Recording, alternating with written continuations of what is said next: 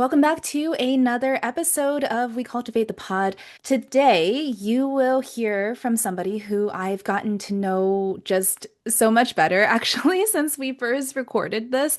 I mean, this is the case for a lot of my guests. Many times when we sit down, it's kind of the first time we've been able to have such long discussions with each other. Unless they've been a close personal friend of mine for years, I am often getting to discover who they are and their backstories in the process of doing this work. But what's also really amazing, I think, is in the brief time that has passed between Jovana and I sitting down to actually record this episode for my podcast, she and I have actually recorded an episode of me as a guest on her show. And what I think is really wonderful about this is not only were we able to talk about all these topics that we find so extraordinary and important, but also kind of reinforce why I even chose this format or this kind of angle to kick things off. I have talked so much on social media and again, if you see what I post about, what I write about, the fact that this type of work has to be collaborative, I feel like this is just such clear evidence of that, of the direction that I've been trying to push for, of the types of connections and collaborations I've been trying to make all across the world.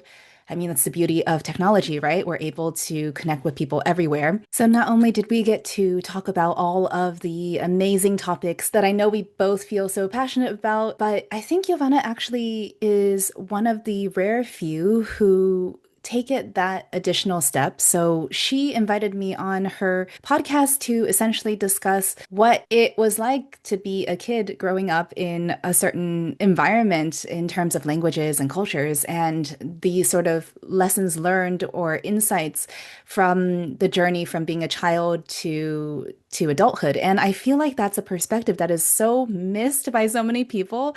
Not to call out anyone individually, it's just so important that we remember that even if you, let's say, are focused on the area of multilingual parenting or of multicultural exposure for children, I often feel that people forget these kids will one day become adults and one day become kind of like us, right? And I also want to bring in the fact that it's almost as though the world wants to divide us into certain categories and say, well, these aren't applicable to you. Oh, well, you didn't grow up multilingual. Well, that's, you're not going to be interested in this. Or you're not interested in learning another language. Well, you know what? You don't even have to care.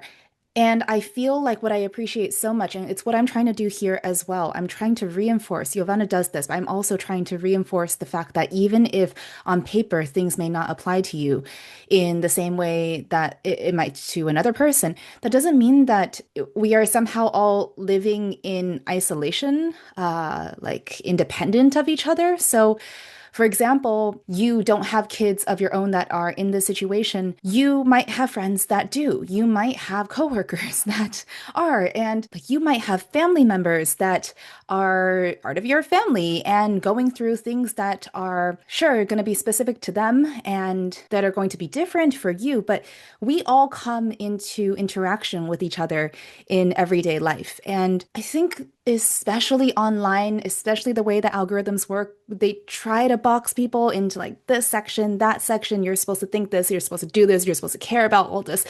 And I just appreciate so much the way that when Jovana talks about these things, she talks about them from an integrated perspective. And the more I've gotten to know her, the more I appreciate the way that she thinks about things, the way that she will express and re-express. And I will let you hear for yourself, but I just wanted to put this small note and just say that be very careful not to put yourself in a box just because you feel like you're supposed to. Be careful just assuming that things don't apply to you. For instance, many people think that this podcast is only for people who might be learning a new language or might be dating someone from outside their culture. And it's like, what? No. It's like it is not necessarily going to hit everyone the same way, but the reason I work to bring a diversity of perspectives and guests and topics is because this will hit us everywhere. This is universal. And these patterns, these topics, they are relevant over time. The stuff doesn't really expire, even if the topics that we're specifically talking about do fall into the line of history going forward. So, thank you to Jovana for sharing her time, for inviting me on her show as well, for allowing me to share my experiences. I've been so focused on producing this show, of getting this set up, that I haven't had a lot of opportunities to guest on other shows and to kind of speak from my personal lived experiences. But don't worry, hopefully that's coming in the future.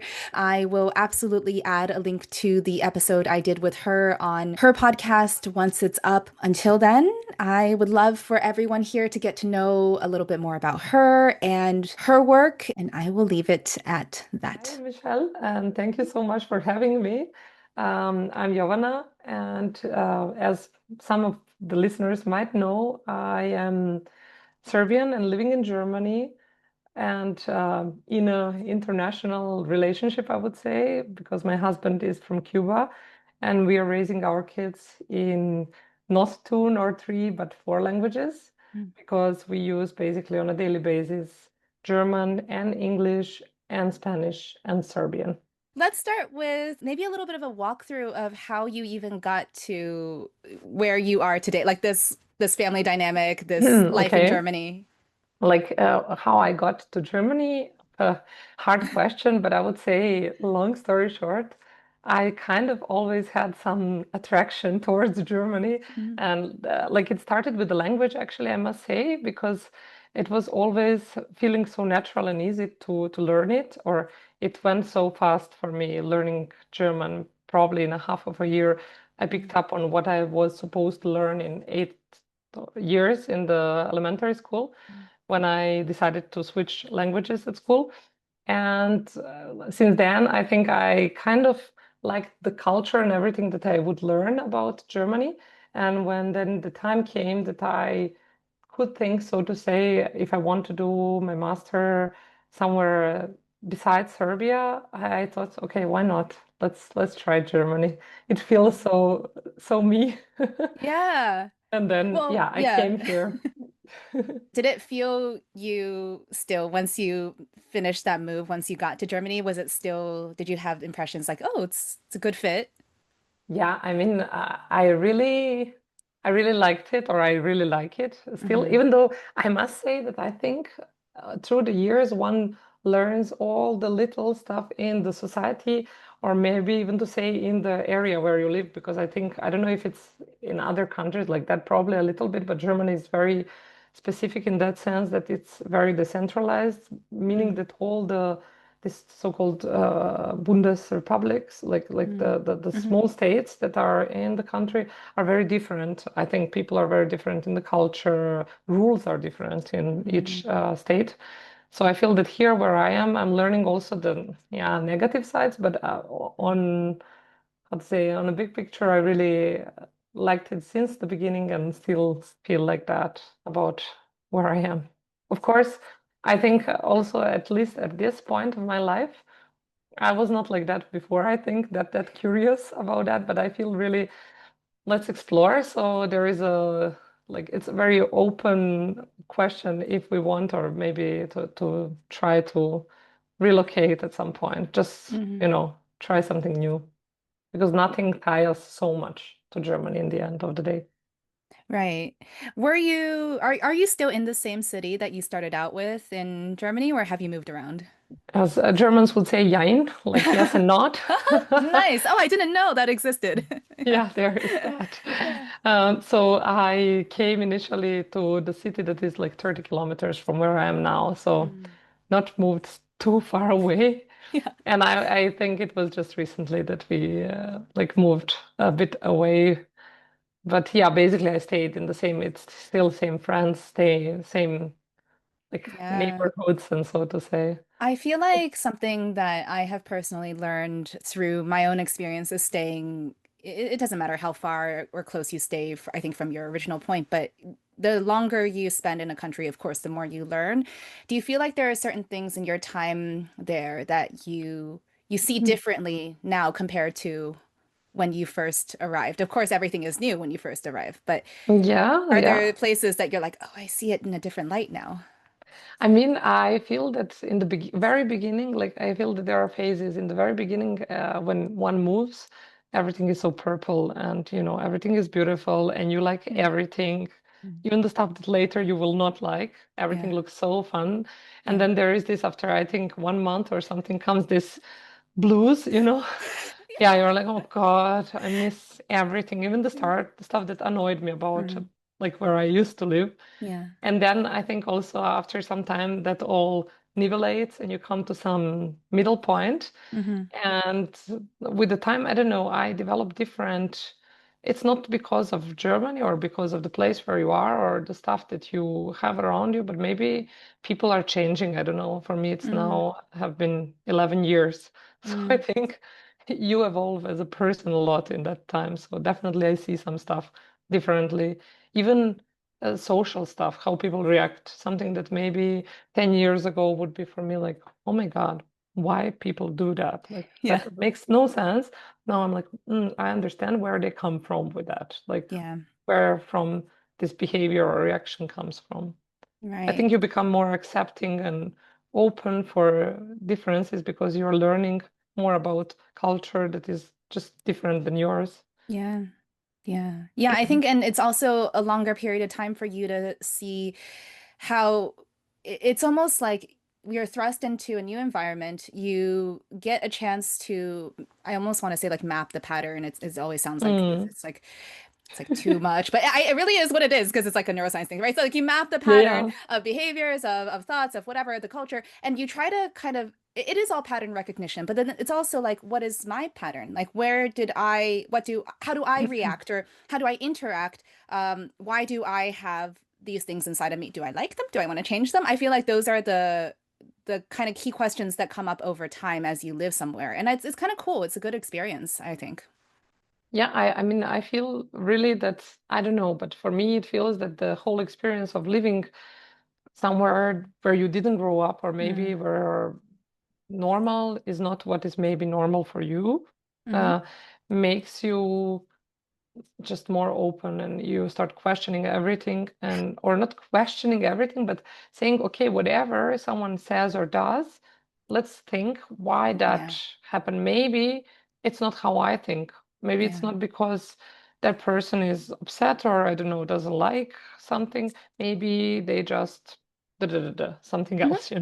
So I like that part where you become more adaptable. It's a little bit like becoming multilingual in adult age.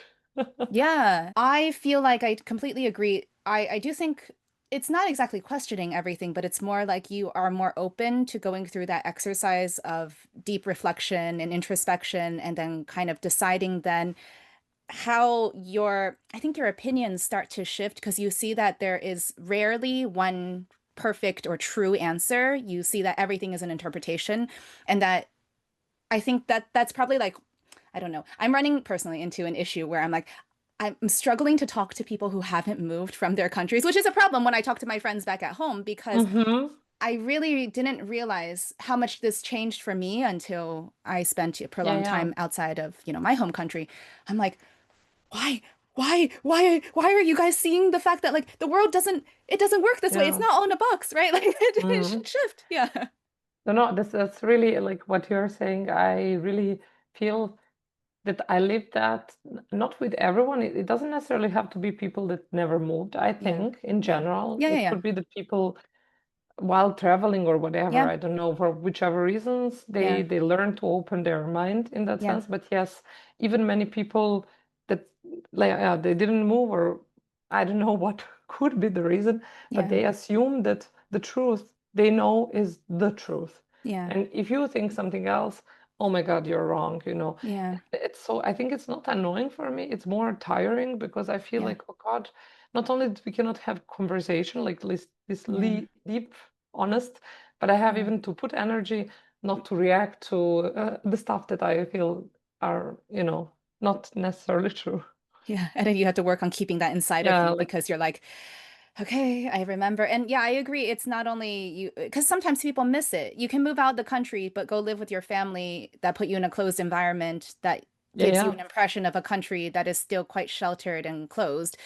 There are also people who have traveled a lot in, you would think that after so much travel, they would see the world in a more kind of that fluid and dynamic way, but instead it's always Mm, travel in a certain context or a certain, I would say sometimes it's even like a certain socioeconomic class, right?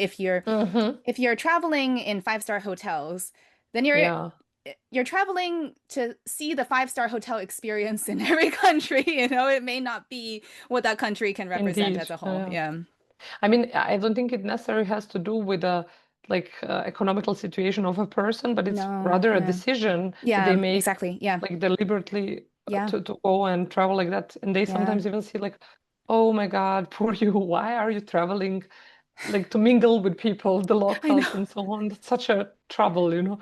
Yeah. It's just probably, I mean, it's okay. I think it's fine for everyone. Maybe someone wants to stay in their bubble and it's Yeah. perfectly okay if it's enough for them. Yeah. I just feel like we have one life and one chance to experience everything that is around us. Let's embrace that. Let's try to catch Yeah. as much as we can. Yeah, yeah. And yes, this is no one can kind of decide how someone lives their life, right? And I think that's all that it is. That's where I feel like the friction is for me because when I do get frustrated with people, I think it's from many times people will ask me questions, especially so now I'm back in the States, right? And I'm seeing a lot of reconnecting with different friends and their friends and such. And of course, they're like, "Oh, you lived in these places. Oh, so cool. So whatever." And they ask me a question, and I try to answer the question. But then it's like because they want to have this mentality that's like a box, then that's where the Yeah, energy for me is like I just feel so tired trying to because it's not this open conversation on how did you see things, how did you experience, oh, let's look at it from that almost observer and detached way. It's more like, mm, but I heard this, but what you're saying isn't matching that. I don't get it. Like, aren't French people supposed to be like happy all the time because they love the country and like it's I was like, oh my God. Like I just like there are yeah, questions yeah. that come my way that I'm like I don't know how to begin to, and you would think that I would get better after all this time of practice. And I don't think I get better. I think I just, because for every person, there is that different level of how much energy should I put into this conversation when the base framework is already kind of not, it's not matching, Mm-hmm. it's not Yeah, yeah, yeah, aligning. yeah. So yeah, it's exhausting. No, I mean, I feel you in that sense. Like, I don't feel that. Luckily, I think I don't experience that too often. But yeah, when you are kind of in that situation, it's really exhausting to, yeah, to Yeah. keep your energy explaining some stuff or keeping up with the dynamic of the Yeah. conversation. Yeah. Let's go back to your kind of path in the country. So then I Hmm. assume at some point you met your husband. Right. Yeah, like somewhere around me being almost done with my master, I mean, accidentally, I by chance met my husband through a friend. And yeah, then we kind of started dating. One thing led to another, so to say. We both were not 100% clear on that if we are staying in Germany, independent on each other before we met, so Hmm. to say. I was like, maybe, maybe not. Why not to try something else, you know? Or Hmm. maybe I will go for some time back home, or I don't know. But then when we met, somehow we didn't think about it. We just continued being there because we are together. And I mean, we traveled, but stayed like located there. And yeah, I don't know, 10 years later, here we are, plus three kids, plus dog. Yeah. I don't know. It's life is so busy. It was not like we sat and like, are we gonna stay? He was still doing his PhD at the time when we met. So it was like, of course, he is doing something he has to finalize. Then once when he was done with his PhD, we were already married and had our son. Hmm. So it Okay. was, and it was Corona time, so it was Yeah. again not the best time. I mean, you could relocate and everything, but we were like continuing our dynamic kind of, and I cannot say that we were or that we are unhappy with Mm, being here because hmm. we both kind of like this kind of organized. I mean, I know especially Germans might say, ah, not so organized, and there are many stuff that are chaotic, and it is true. Yeah, yeah. But in comparison to many other countries, I think Germany is quite like you can rely on certain stuff that are gonna work how they say they're gonna work. So it's like not like you sat down and you were like, okay, I'm gonna like we're gonna map out all the countries. We're gonna like decide which one for X year. Like, yeah, because I feel what you're describing is a very natural and organic process. I really think even if we would want to be a stereotype, it's really like hard that we are stereotype Yeah. because we are somehow like untypical, not impossible combination. But I think in this like what 11 years, I Mm, think we heard of one more couple that is Serbian Cuban. Okay. Like living in Germany. So it's not something that happens every day. And I think yeah, I don't know. It's just what is going on. It's life because we were thinking at times, okay, would we do this or that? Do we want to move maybe here or there? And it's mm, also for us, we are completely open to everything. Sometimes it's like, would we move maybe more north? And then sometimes we are like, maybe something more south or maybe Asia, like why hmm. not? So there was everything at some point of our life on the table, I must say, Hmm. all these options, but somehow at those moments when the possibilities were there, it was like, okay, now at the moment we feel it's better if we stay here for us. Mm. But who knows? Maybe in a few years I talk to you from, I don't know, Singapore. Exactly. Yeah. Like in 2 years when we do another episode and then you Yeah, can tell yeah. us all about the journey and we'll do an update to the, for this. I Yeah. mean, I'm totally like I'm not too adventurous in the sense of going for dangerous stuff, but I think Mm. it's nice to try and experience nice new stuff, like plan the move, but then move. Yeah, yeah, yeah. Well, I mean, it's this interesting combination that I think a lot of people who, and let's just kind of like back up for a second because I feel like there are some people who may not understand when we talk about your unique combination. I don't think it's just about your nationalities or your culture or like the fact that you're both, you met in Germany. I think it's more, and this is something I had to learn personally as well. I think sometimes we think of uh it's not only interracial couples, it's like, anyone who's like bi or multinational, right? And so it's like, Mhm. okay, you enter into a relationship and then we're like, oh, naturally, if there's a language difference or there's a cultural difference and love and, Food. expression and yeah, like, yeah, food. And we haven't even gotten to like children stuff yet, right? So it's just Yeah. like the couple. And I feel like something I really came to understand outside of my home country, right? So I'm from the US, is that I've always seen this in a certain societal context, meaning like I might have seen like someone from this part of the world and this part of the world, not from the States, but they met in the States and they chose to make their life there. But I never saw how that would be so specific to them and their decisions and relationship until I left and I started realizing like almost like you're already it's already challenging to be with a new person in a couple, right? And then Yeah. on top of that, your external, like that's internal. So then external world, right, is like a culture that is not either of yours, but you're tied to somehow, probably because of like, like work and other things. And it could, for everyone it's different.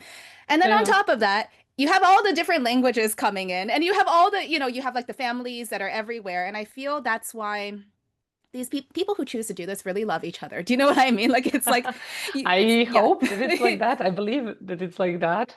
I really think that sometimes it's just that couples that are in that situation, you in the beginning anyway, per default, have to work more, so to say, extra, in a sense, to be more intentional, more aware, thinking always, and that makes you always taking care of your relationship and thinking about it actively, and that's why it works so beautifully. Consciously, Yeah, I yes. hope so, like that's the Yeah. reason. Because I feel I always rewind stuff if I see that something is, not fitting well. I'm like, okay, let's step back. Maybe because, we're not where I come from, like country, but where I am in my mind and thinking come from. That's what I wanted to say. But maybe what you thought is this, let's talk about it. And maybe that when you have same language, same culture, everything, you assume that everyone is thinking the same, but still you would have these differences. And ideally, everyone should be intentional about Completely agree. relationship. Yeah. Yeah. The stuff that I think would be the hallmark of a healthy relationship already, right? And how you relate. I feel like those just get brought to the surface more inside of a relationship like Yeah. this that is just I think it's always kind of romanticized, like, oh, so amazing, people and merging the cultures. And it is, but it's hard also. And that's what I mean by it's like, I mean, all relationships are Absolutely. hard, but like you have to really, because, okay, so personally, I had to be like, is this person manipulating me? Or is it because we come from a different like communication background that Yeah, I, I know what you mean. you know what I Like mean? Like, it's okay, what is even his? the body language Yeah. is culture-wise or country-wise, even I would not Yeah. say culture or even Yeah. regions in the country Yes. is Yeah. different. And then you're Yeah. sometimes like, for example, now it comes just to my mind in Serbia, when we communicate to each other, friend to friend, you stand, I will now turn just to show, you stand quite near to Oh, each really? other. Yeah. Oh, so You no bubble. don't, yeah, yeah. It's Yeah. this, I don't know if you know about that, like hand culture, elbow culture, and so on. Ah, So okay. we Yeah. are very near to each other. And Yeah. I think maybe in a communication, especially in the beginning, probably with someone who would be from culture that is more like, more Yeah. distant, yeah, Yeah. you would come off as rude and like, Yeah. what the hell are you doing? Yeah. Stand Yeah. back. Yeah. So those are the stuff that also in the relationship come up, Mm. and sometimes you have to think like, okay, that's weird for you, right? Okay, uh-huh. Well, for me it's normal, so I have to think about it. And normally, I think unless it's something that is a problem for you, you just accept your partner. Okay, that's how they do it. It's just normal. I appreciate you sharing about your background because I feel like Yeah. it's definitely the really cool part of meeting different people, especially with this podcast, right? Because we're Mm-hmm. talking language, we're talking communication, and we're gonna get to your kids, but like we're going through the storyline first. But I feel like we have to sometimes pause and recognize these moments because they are so cool just to like discuss because I think a lot of times people jump past it and it's like okay because life is fast, right? Life is like okay, and work and go and moved and dog and no no no, and so Yeah, yeah. just take a moment and just kind of, I think, to recognize all this. And I wonder if you might have some thoughts on, for other people who are dealing, maybe they're meeting partners in other countries for the first time and trying to navigate all that. A lot of times it could also include like immigration procedures, like, like, should I Mm-hmm. stay Yeah, here? Should I, what? And if you have a different type yeah, of passport strength, right? It gets into that territory. yeah, yeah, yeah. How are there things you would tell these people to sort of help this process? I think it's very hard to generalize this Hmm. kind of stuff, but and also I think I'm as a person, I would not say I'm super romantic, but I am very as a person Mm. dreamy.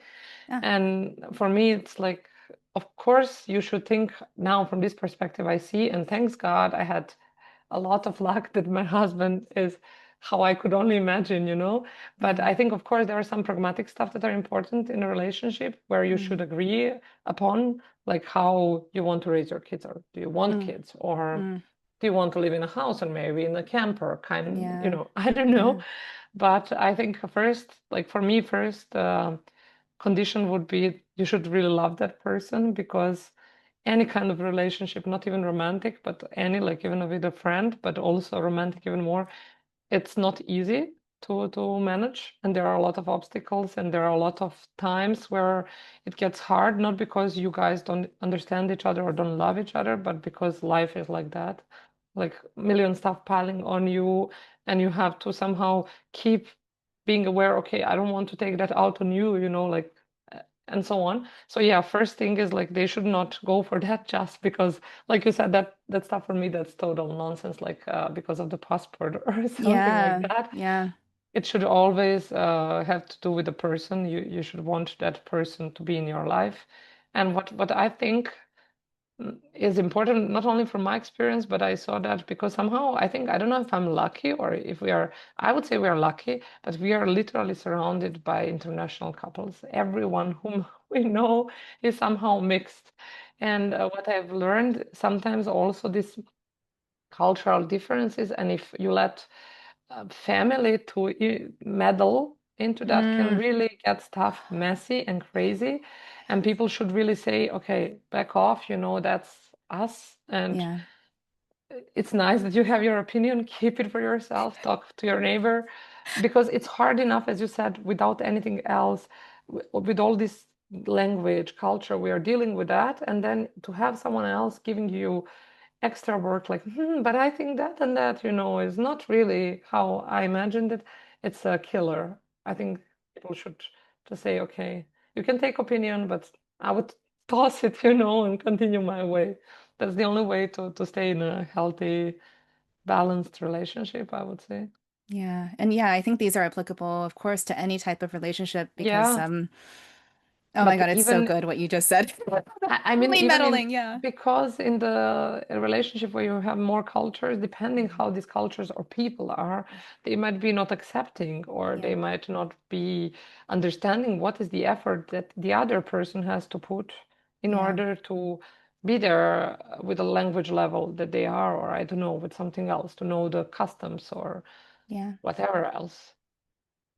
I think also the gender roles that come into play often and how Yes, that is totally. managed in the family, and especially if it's tied to, but this is your home and your culture and your values, and like you're not honoring our culture if you don't do this and if you don't find a partner that's like that. Yeah, Yes, it's really complex, and I think definitely, I mean, it's my personal opinion. Every couple should be deciding what to do, about this for absolutely. themselves. But it's just, it's that much more Amen to important when that. you're not, yeah, when you're not in one of your home societies. I mean, it's like you have a chance to create your own thing. Like, go for it. Yeah, And I think it should not even be tied to any culture, I must yeah, say. I mean, you can say, oh, we like this. It doesn't matter if it's from one or the other or yeah, third culture. You should just custom your relationship so that yeah. it fits you perfectly. Who cares what people think? Yeah.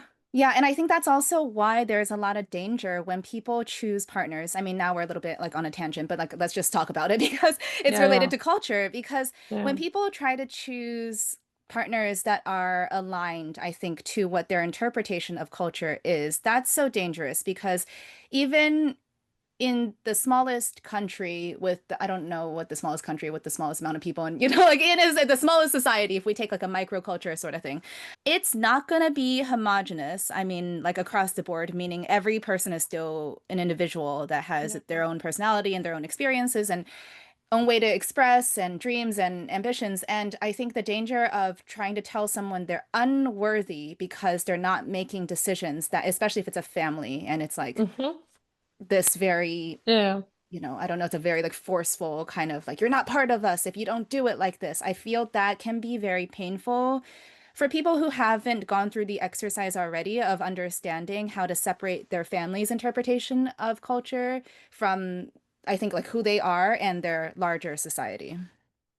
Yeah, I mean, I also think it's not like necessarily that the people have to say to be rude or to get into bad Mm, relationship with people around them. It's just yeah. making clear that's your zone. I think it's totally fine. It's correct. It's like, wait, we will come to that, but it's like parenting. Like it's totally fine to say that's something I decide. I mean, it's also, I think, for us or probably any couple that is living away from both families, Mm, it's kind of people often ask, oh, it must be hard. It must be, first of all, because you're far away from family. Second of all, you're raising your family far away mhm. from family. And yeah, it has its, for sure, it has its drawbacks. But I think the pro is that you get a chance that you can try your own stuff without immediately being feeling pressure, how to do it Yeah. or to fit into something because you're in a neutral ground, so you can. It's like a custom thingy. You can do whatever you Yeah. want. I find it cool. Yeah, you really, I think it's an opportunity, it's a chance. apply the very optimistic and gracious lens on it and see that you get Yeah. to, yeah, when you feel like you get to do something, then I think it changes the tone of it and it doesn't feel like it's so heavy and so sad. And I agree, like it doesn't always have to be this very dramatic, like I'm leaving, I Yeah. cannot do this anymore. No, you can you just carve, yeah, I think you said like you carve out the space, right? You just create your Yeah. your little zone around you.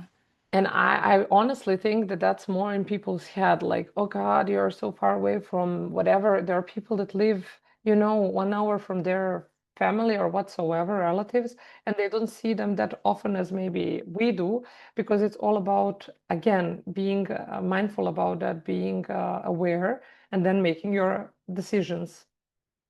Yeah, yeah. That's such a good point, by the way. Also, people who live like, yeah, like, so what if you live in the same country or the same city? If you never see your family, like, what? Like, why aren't you talking to those No. people? Like, why are you talking to the people who actually make the intentional effort to go back and see family? Yeah, because sometimes I feel there that's something also I kind of experienced. You go to visit your home country, and then some people that you normally maybe don't see so often expect now you are abroad or wherever you are, and you're here. Let's now meet. And I'm like, why would we meet if I'm here for 3 days Yeah. if we normally don't meet every And we two don't months? So I talk really and cannot. yeah. Yeah, because I not because I don't want to see you, of course it's fine, but I have to prioritize. Like it's obvious for me, Yeah. but probably when, as you said, when you don't go through that, you don't know kind of situation people are going through. I don't know. Yeah, I don't know. I always try to find theories or I try to make sense of it, but I also know it's like can be useless because I'm just trying to find a reason in my head that because I need to Yeah, put this information somewhere. But yeah, truthfully, I have no idea sometimes why people think or do things because it's like, okay, I don't know what you know or don't know. I just know yeah. what I've seen, you know? But it's also, I think, fine that that's but I think that comes with the age, I guess, that the older we are, the more we feel like, okay, I'm gonna do my thing Mm, politely, like mm, not being rude to anyone. yeah, But if people cannot get that who I am or why I do that, so they are true. bad. It's Yeah, okay. Because yeah, like really we live just once. I feel really it's so little. yeah. Yeah, life feels really short, even though we're all living longer. It feels very Yeah, well, it is very finite. And so we also don't know what tomorrow will bring. We don't know what next week. yeah, And so like yeah, let's just do the best that we can, for yeah, ourselves in yeah. the moment, I guess. Yeah. Totally, totally. No, I feel the older you get, I guess that's why the older you get, you think like that because you're aware, like, okay, time is passing faster Yeah. than I thought. Let's do stuff how we want. I know. Yeah.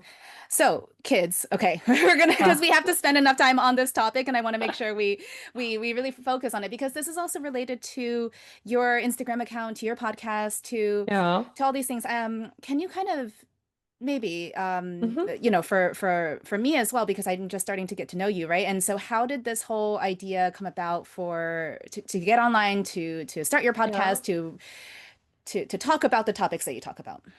Well, it's really funny, I think, because it's something that probably came up first of all, it came really naturally because of the fact that I'm very talkative and I always like to share the experience because I feel even if it would be something more simpler, it would be nice for me to talk to people about what I'm living, what they are living, and how it works, to exchange the experiences. But given our, how to say, family, not situation, but how we are, like that mix and languages and everything, through the years, we get more often like questions. Every now and then people stop us, or if it's new friends of our kids, and then their parents are like, wait, how many languages do you speak actually? Huh, okay, okay, how it looks like, they really Mm, want to understand. And every time I rewind and I talk the same story, and then at some point I was like, okay, if people want to know about that, maybe it's not the worst thing in the world to mm, share this. And that's how the podcast thing started. mm, And together with that, at the same time, somehow the whole multilingual parenting story was developing because I realized that more people than I could imagine are struggling actually with that when they have their own kids and when they have maybe more than one language. And also the personal story of my dad, actually. where he was raised in a bilingual environment, but in the end ended up monolingual, is something that reminds me, okay, this stuff does not happen, on its own, and Mhm. people should be aware that you have to put effort, but on the other hand, also you can do it. It's not that complicated as it looks like, as people sometimes think, oh God, no, no, no, that's too much for me. It's fine, we give up. So I felt like I want to share my experience and the methods that I employ with us, that I use with my kids or that we Mhm. use with our kids Mhm. in order to help other parents that they can come to the same point that they have kids that are happy to speak maybe two or more languages. Yeah, and I don't know, was it interesting to come on and, find a bunch more, because that's how I feel, right? Like you're like the whole world, in fact, is kind of talking, we just don't know because Yeah, when you're alone, you really feel like, okay, I just want to share my, my story because I'm inspired. And then you go and everyone's like, yeah, yeah, like let's talk about all these things. And that's also how we met, right? Because it's like, yeah, yeah, these topics are so important. And it's so, I think, it's so validating in a way to have so many more people come out and say, yes, it matters. And I agree, you have to be yes. intentional. No, no, totally. I also feel that even though I am in contact, so to say, on a daily basis with so many people that are international, Mm-hmm. meaning they at least speak one more language Mm-hmm. besides German, Mm-hmm. normally three, because English is also always somehow there. Nevertheless, many of them are not taking this topic at all so Mm-hmm. serious, and they're like, it's something that is happening in the background. Yeah. And I don't feel like my task or my wish is to convince the people like, hey, come and I will explain you why. I'm just like, if someone feels that they don't know how to proceed with that, or I want to do it, but I'm Mm-hmm. not really sure how to do it, that's what I would like to share, because I feel that for me maybe it was not so easy path, and we made a lot of trials and errors, and if someone can just hoop over all this stuff and come to the right path, I think it's nice. I mean, there is no right and wrong in that sense. Everyone is entitled to do however they want. I just feel that if someone wants to do stuff the way that I also see are fit for raising kids multilingual, I'm there to share my experience and maybe help someone. Yeah, yeah. And that's the purest, truest, most honest way to show up, I think, on social media. I think I really appreciate that approach. Can you kind of talk about then three kids? Mhm. That I admire you. So how has this process sort of been like? 'Cause I know you have your page, but maybe just for our listeners also to kind of talk about. So this was the inspiration, but then what was the sort of real process, right? Going through obviously already raising a kid is already a challenge on its own already for everybody, but let's add in that sort of multilingual, multicultural kind of dimensions. Well, I think the reason why for me the languages were always, or the whole topic with multilingual was also so striking, is because as a person, I have passion for languages. And I really, since I came to Germany and I could have speak and everything, I till the day today I like to understand some stuff, and I always ask natives, like, but why do you guys say that? And how this dialect thingy came out, and so on. So for me, it's always super interesting to connect languages and to understand stuff and to connect that also to how people behave and react. And I thought, okay, that's also something, or I think both me and my husband, we totally agree about that, that you cannot know the culture without knowing the language, or vice versa. You cannot just learn the language and not learn the culture that you are how kind of belonging to. Or so we are trying to share the mix, not only to teach our kids vocabulary and okay, you can now speak fluent Spanish, perfect. No, but those little phrases that are only Cubans or only in like certain like region or neighborhood even where my husband comes from, or the same with Serbian. That's something that I think we want to share with them, and not because of anything else, but because that's who we are, and I want my kids to know me to the core, and that only can happen in my mother tongue.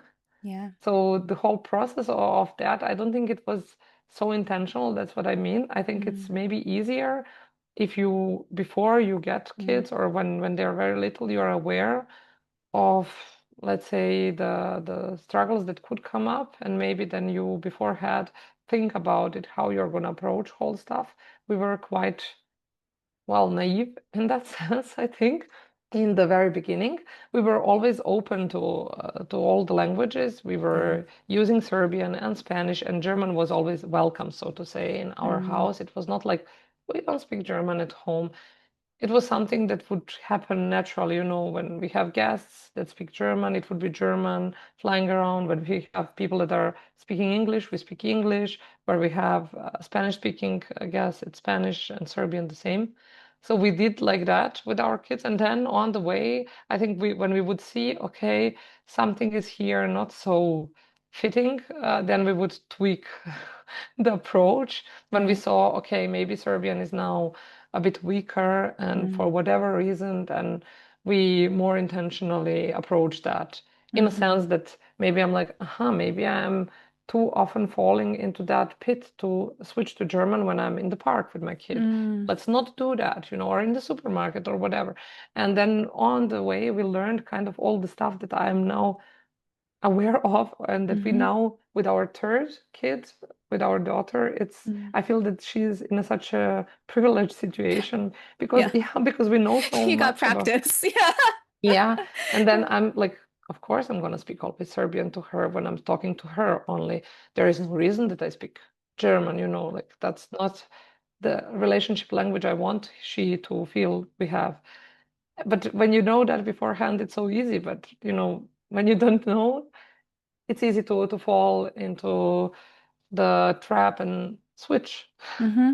especially if you're fluent in that language. But I mean, it just sticks with me what you said regarding the rigid plans and so on. I think, I hope everyone who has kids know that with kids, rarely such approaches are fruitful. You can do it. You can with anything, not with the language. I think you can say also, I don't know, now you're gonna read, now you're gonna play, and now you're gonna whatever. But I mean, we are not robots. Some days you as a grown-up as well, you don't feel into reading a book. And if you wrote it in your little planner, I hope you're not gonna do it if you don't feel for that. Yeah. Yeah, we go to work because we have to, or we I go to don't the know. grocery shop because we don't have any more groceries, but you Mm-hmm. try to be flexible and agile as much as you can Mm-hmm. because life is full of these rules, and I don't think we should pressure our kids with that more than necessary. And definitely not with something we try to bring them as beautiful. I want them to love the language I love, that I feel that my heart beats for. I don't want them to be like, yeah, in Serbia, and Mama is there with her hour. No, but no. I actually think it's interesting to see when there is the exactly what you described. So people try to force something onto the kids, and then the kids end up rejecting it. And then you're not just rejecting the language. Oftentimes, if you're not in a home society, right, like you're rejecting the culture as well. You're rejecting your family. You're Uh-huh. rejecting a lot of things. Yeah. That has definitely happened in my family. It has happened in so many families that I know, where when the families have tried to impose something, even if the kid goes to the Mm-hmm. like the heritage language school or something, they're just going, they're just doing the things. Are they internalizing it? No, because every minute is like, how do I do what is required of me so that my parents don't, get annoyed with me and like I'm obligated to be here. Yeah, But yeah. every other minute of my life, I'm thinking about literally anything else. And then they never actually take it in. And yeah, because you don't have, I think, that sort of positive connection to it, it's actually a very negative connection because it's all about punishment Yeah. and like force.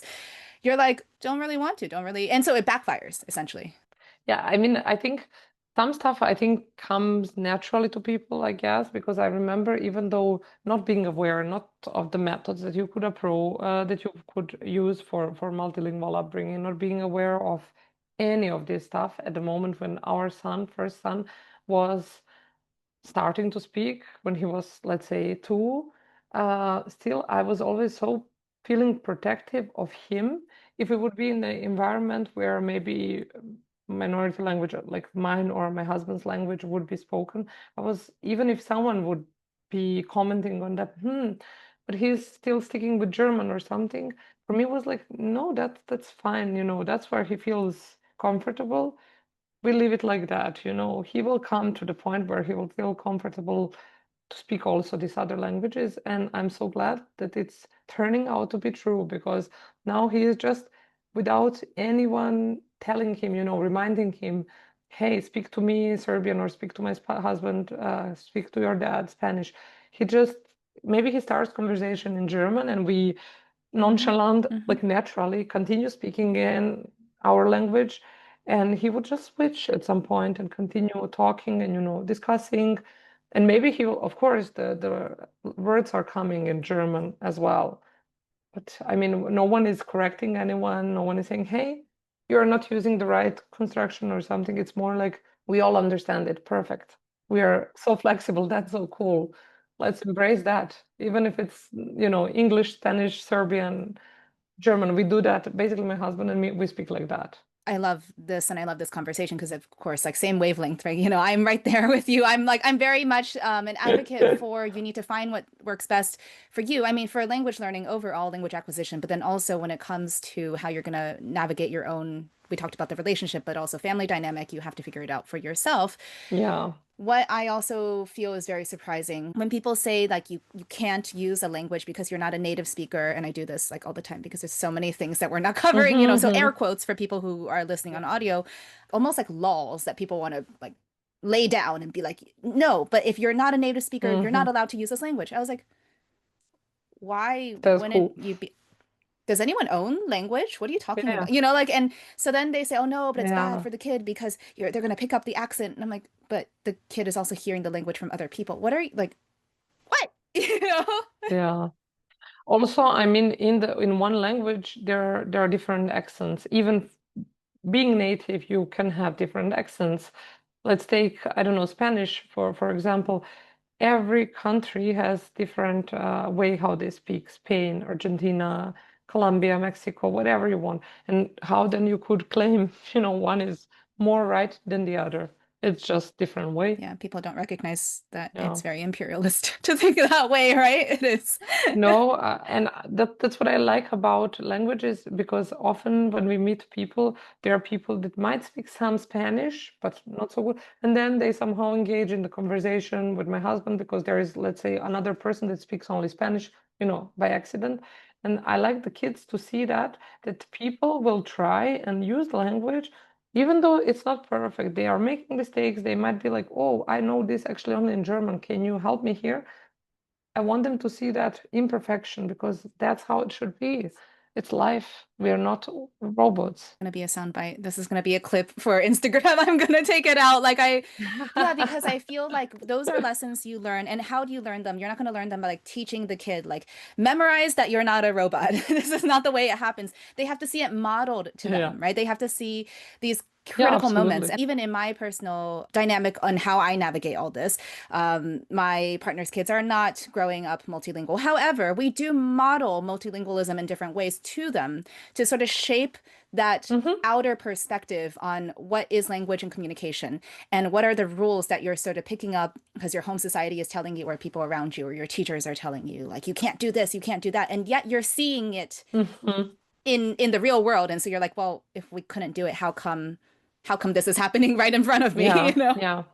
Yeah, there is I'm always kind of a bit not afraid, but worried that maybe the system in a country like where we live, or in general in any country really, sometimes is not there, like it's not so Mm, progressive yeah, as our opinions, and it might be sometimes yeah, penalized or judged, something that kids yeah, think or do. But I hope we will be there exactly. to support them and say like, no, that's like how they think and how they do, that's fine. I mean, You're bringing up kind of this ethical consideration I had, right? When I met my husband, and then I was like, I just by our association, our relationship, our marriage already, because I'm not French, I'm not, born there, I'm not like native speaking, I'm not mhm, any of that. And yet I'm also going to be introducing all these other pieces of me and pieces of us. Sometimes children will be criticized, and I've seen it happen in the States even, for not conforming to the societal expectation on for their opinions on things. And sometimes you don't Yeah, want yeah. to. The ethical consideration is, should I break the illusion that they're living inside almost? Should I break the bubble that their society wants to put them in? Basically, I was told, like, good that you're thinking about it, but you can't control everything, and you aren't the only person that they're going to meet. And so, better that they learn it now. And yes, we'll be there to support them. And also, you can't hide who you are. So just by me being in their lives, I'm gonna have to. I will already be breaking, all the rules that they're being taught. Yeah. And hopefully that will be a fruitful exercise for them as time goes on. I actually had a question about your personal language learning acquisition journey. So you learned German while you were still in Serbia, and so that was in school? Yeah, but before that, I learned Russian for many Mm-hmm. years, like from Mm-hmm. the first class to the class Mm-hmm. maybe seven. And from the fifth grade, I started learning English as well because Mm-hmm. that was the system back then. I don't know if they Mm-hmm. changed now. And then when I switched schools because of my parents moving, or like we moved from one place to another, I had the chance to switch from Russian to German. And Mm-hmm. it was not because I find Russian bad or anything. It was just I really felt like German is interesting. I don't know to explain that. I had this one class where you can just see how it sounds like, if you like it, and so on. And I was like, this is my language. Like, you and me, that's it. Yeah, Love at first sight. So then I switched to exactly. German, Yeah. and since then, that's it. I learned German, and then it was not actively needed for some years while I was studying and so on. It was mainly English, what I needed for Mm-hmm. literature, because I studied electrical engineering actually. Mm-hmm. And then when I moved to Germany, it was also funny because I think of this culture of failure, like opposite to culture, like culture where failure is not good, or at least Mm-hmm. that's how I felt. I was not able actually to speak German for first 6 months. Not that I was Mm-hmm. not having the tools in me, but I was Mm-hmm. having this mental, like blockade. I was just doing acquisition. I was collecting, Mm-hmm. listening to people. I would Mm-hmm. talk when it's English conversation because I was among students, which was Yeah. perfect really to learn the language. And then little by little, I just felt more and more comfortable. And one day I just started speaking, and people were like, "Whoa, whoa, what? You can speak German real good." I was like, Yeah. well, I waited that I can be fluent because I like to speak a lot. So I Mm-hmm. cannot be saying one word and then waiting. I have to be able to. And Wow. yeah, then that was till then. So it was English, German, Serbian, a little bit of Russian here and there. And when I met my husband, as I said, my Spanish was really, really basic, like three words. And then step by step, that also happened. Now I would Mm-hmm. say I'm proudly speaking fluent Cuban Spanish. Yeah. Well, yeah, and also the motivation, the personal motivation, right, to improve and to sort of Yeah, work towards building that bridge of communication. I love that you fell in love with the language. I feel like that's also it's like how we choose our partners, right? Like who's to say why? Sometimes it's just like yeah. there's this connection and it's And okay. with Like it German, I works. mean, there is so much, how to say, this negative, Yeah, I know. campaign Yeah. around German, and everyone is like, oh, Mm, such a horrible language and sounds bad, and it's not mm, like it doesn't have this melody, yeah. and so on. And I'm like, I understand you guys. I cannot, you cannot explain love. I Yeah. don't like it. But Yeah. You can't tell me who to love, which language to love. yeah. Yeah. But Yeah. in general, I think I'm just, as a person, I like languages and Mm, understanding languages. Like I also pick up on some Portuguese from mm, friends of ours. hmm Also, French is always for me hmm intriguing. And when we sit with friends that is French, Yeah. I'm always like, but can you explain me that? And you say that like that. Okay, Yeah. interesting. That sounds a little bit like in German. That's like Mm, from Spanish. Because I think at yeah. certain amount of languages, you can connect everything because Yeah. it's so similar. Especially if it's a Latin sort of background, right? Like especially with like looking at there's a tree basically for a reason, right? And so if you Yeah, just go up high enough in the ancestry, but it's it's not even confusing. more beautiful than that because it's also history because Yeah. Serbia Yeah. was Yes. Yeah. it was conquered Yeah. by Yeah. Yeah. a Yeah. Turkish empire like Yeah. for 5 centuries, Yeah. and the amount of words that we have that are Yeah. originating from Turkish language are quite some. We have also Yeah. German words Hmm. in Serbian, and it's always fun to see that because when I speak to our Turkish friends, I'm like, this one sounds very Turkish. Is this Turkish actually? And they're like, aha, yes, but we say it a little bit different. And then I don't know. I like just to compare languages to understand them. To I agree, by the way, and the reason I had this reaction is you're reminding me of all the conversations I had with Russian-speaking people uh-huh. who realized at a certain point because it was just in conversations, and all of a sudden they're like, "Wait, that's the French word for it, but that's what we say for the," and then so then you go back. Well, Napoleon, basically is the Yeah, reason why. But yeah, yeah, it's like you do get to go back into the history and see how different words kind of like slipped in and influenced each other, and then culturally how you use them, and yeah. if you take them on a different, interpretation. And it's really cool because it's like the Easter egg idea, like you're in a conversation with somebody about a language, and then you're like, wait, I didn't know you say it like that. Wait, why do you say it like that? And then you go Yeah. search, and it's like, I found out so much more. Because I think it's this learning by making a connection, meaningful connection in your brain, and Yeah, you're not going to forget the word that yeah, reminds you of your friend, and you have a yeah, picture of your friend. yeah. I don't know, for example, we say in Serbia sutlijaš for milk, rice with milk, like how you call it in Mm-hmm. English. Like, yeah. Like a food, like a rice pudding, Yeah, or rice I pudding. don't. Yeah, Thank you. okay, yeah, Because in German it's Milchreis, and then I okay. was for the moment Oh, not sure. yeah. And in Turkey or in Turkish they say very similar, but yet a bit different word that I cannot Mm, now recall. But nevertheless, always when I talk about this, I'm like remembering this conversation with a friend of mine. It's something that mm, that's how you can learn also foreign language very easily because if you connect stuff to something meaningful. yeah, Probably a yeah, wine, you're drinking a wine that is really good, and then yeah, you learn how you say the wine glass, and you're like, that I'm not yeah. gonna forget. Actually wanted to sort of ask you then, so when you were trying to, let's say, because you waited a bit before you spoke in German. society in Yeah. German, how did you then practice your speaking? I assume some sort of at-home exercises, or were you just I like with mean, close friends or?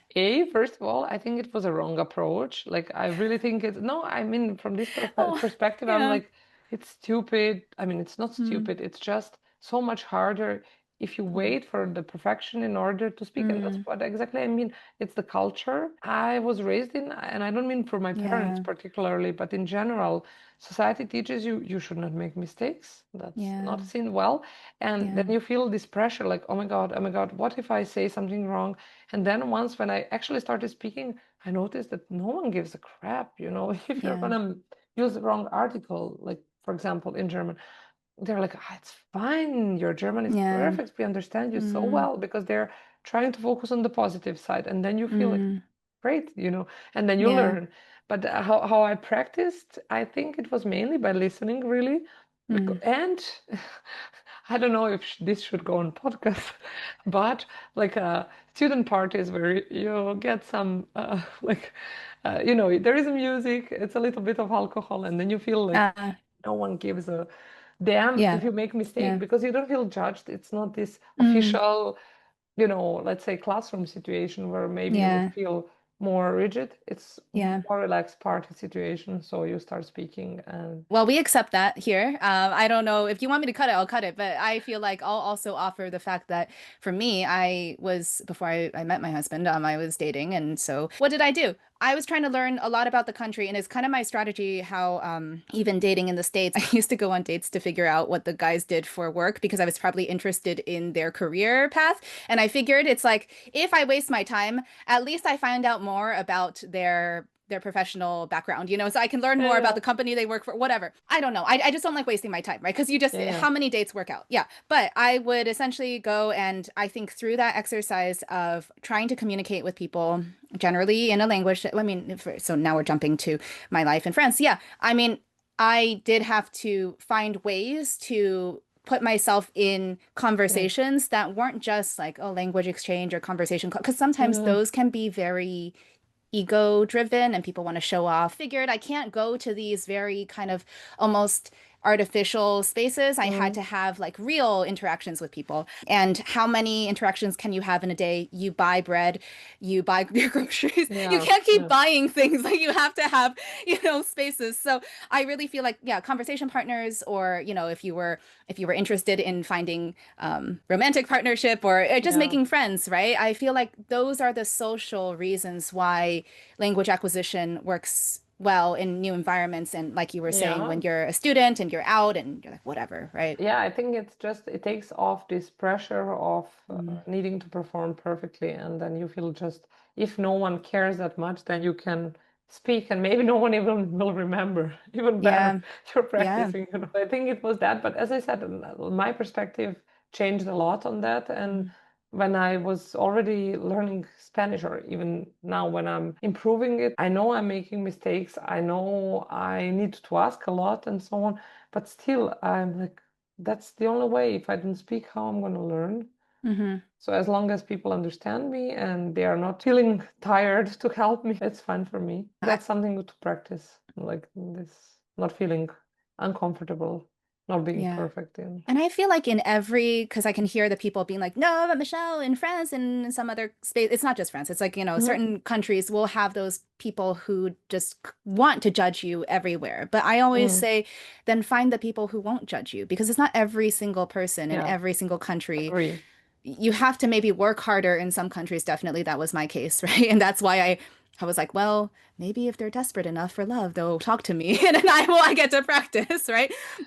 But that's also, I feel like, how I made friends in the country as well, right? If I was only talking to the people who wanted to judge my accent or my grammar use or something, then why would I want to be friends with you? Agree, Yeah, 100%. No, I'm totally with you because I'm like, why would you be worried if someone will react negatively? Because probably you don't care about these people because if yeah. they think like that, you don't share their mindset. You don't need them. Yes. I have so enjoyed talking to you about all these different things. Is there anything that you kind of want to touch on before we go? The only thing that maybe is nice to mention is really that if there are listeners that are in similar situations, maybe planning to have kids or already, having kids and struggling with this language dynamic or knowing that they are going to relocate and oh my God, how we are going to handle one more language. I'm here and you can reach out. I'm very glad to support you on your journey. I hope you enjoyed this episode of We Cultivate the Pod. Make sure to subscribe here and wherever you get your podcasts so you can catch new episodes as they become available. I also share After the Mic reflections on Substack, the place where I dive into the themes that stay with me long after recording. Beginning in 2026, you can also find additional bonus content from guests and other We Cultivate extras. Subscribe for free to The Communication Shift on Substack. The link is in the show notes and in this description. Thank you so much for joining us this time, and I will see you in the next episode.